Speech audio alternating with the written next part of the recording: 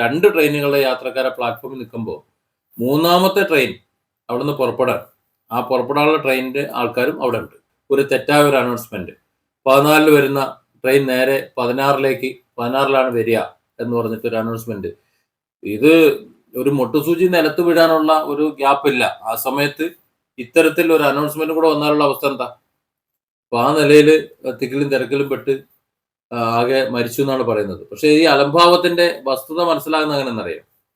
ഇത്രയധികം തിക്കും തിരക്കും പെട്ട് 10-18 പേർ മരിച്ച് 10-50 പേർക്ക് പരിക്ക് പറ്റി കയ്യിൽ നിന്ന് പിടുത്തം വിട്ട് പോയി കഴിഞ്ഞ ശേഷം 4 ട്രെയിന് പുതിയ ട്രെയിൻ അനുവദിച്ചിട്ട് പ്രയാഗ്രാജിലേക്ക് അല്ലെങ്കിൽ അവിടെ നിന്ന് തിരക്ക് ഒഴിവാക്കാൻ വേണ്ടി അനുവദിച്ചു എന്നുള്ളതാണ്. ഈ തിരക്ക് കാണുമ്പോൾ അപ്പം അനുവദിക്കണ്ടേ?